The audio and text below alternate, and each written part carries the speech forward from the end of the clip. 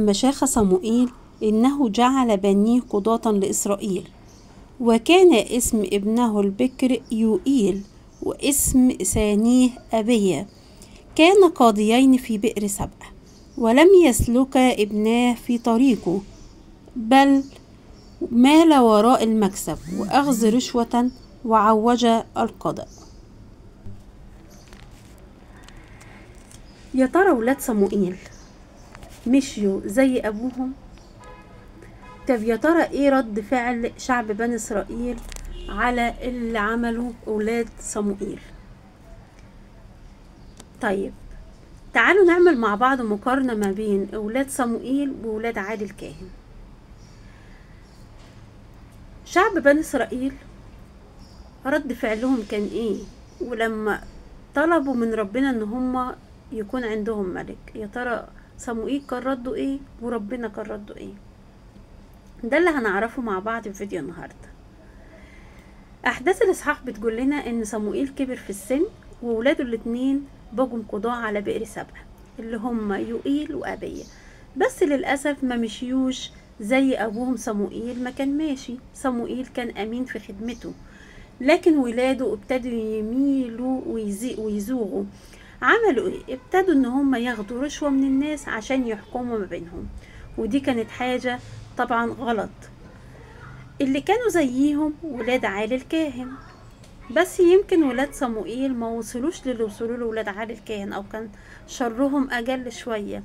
ولاد عالي الكاهن كانوا بيستهينوا بطقوس ربنا، وكانوا بيعملوا حاجات لا تليق في مكان او بيت ربنا.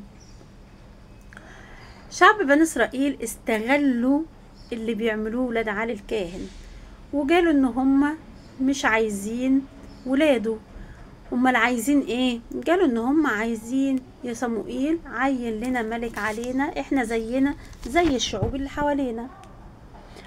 طيب رد فعل صموئيل في الوقت ده ايه؟ صموئيل ابتدى يتضايق وحس ان الرفض ده رفض ليه هو مش رفض لربنا. جري على ربنا وابتدى يصلي ويقول له يا رب شايف دول هم رافضيني ومش عايزيني. فرد عليه ربنا في آية 7 وبيقول له كلام صعب جدا: اسمع للي هم عايزينه كله يا صموئيل، ده هم مش بيرفضوك انت، دول هم بيرفضوني انا، دول هم مش عايزين حكمي انا. اعمل لهم اللي هم عايزينه وعين لهم الملك اللي هم عايزينه. اوجات كتير بنرفض مشيئة ربنا في حياتنا بس عشان مش جاي على هوانا، او مش هو ده اللي احنا عايزينه يا رب. ده اللي عملوه شعب بني اسرائيل، حبوا يتمثلوا بالشعوب اللي حواليهم. احنا بنتلكك، احنا استغلينا فكرة ان ولاد عالي الكاهن بياخدوا رشوة من الناس، فاحنا هنتلكك واحنا اساسا مش عايزين حكم ربنا او مش عايزين ربنا يملك علينا. ربنا على فكرة مش مجرد ان هو وافق ان هو يعين لهم ملك وخلاص، ده ابتدى يحذرهم ويقول لهم ده انتوا الملك ده هياخد بناتكم وهياخد اولادكم وهيعمل لكم وهيعمل لكم، وقعد يبين لهم السلبيات اللي ممكن تحصل على لسان صموئيل. بالرغم من كده برضو شعب بني اسرائيل اصروا ان هم عايزين ملك يحكم عليهم.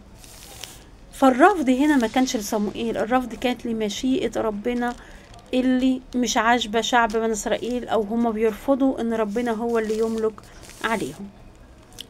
هنلاقي آية حلوة جدا في سفر يوحنا اصحاح 13 آية 7 بيرد علينا وبيقول لنا ايه: لست تفهم الآن ما أنا صانع، ولكنك ستفهم فيما بعد.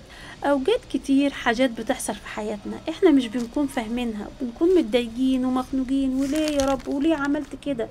ربنا يرد علينا ويقول لنا ايه: انت مش فاهم يا حبيبي اللي انا عملته دلوقتي، ولكنك ستفهم فيما بعد. نصلي لربنا ونقول له يا رب ادينا قلب يسمع صوتك، ادينا يا رب اذان وفهم تفهم كل حاجة انت بتعملها في حياتنا.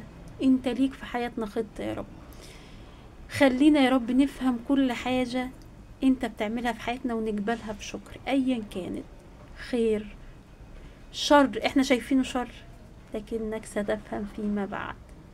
اي حاجة من ايد ربنا خير، ادينا يا رب ان احنا نكون خاضعين لإرادتك ولمشيئتك في حياتنا. آمين.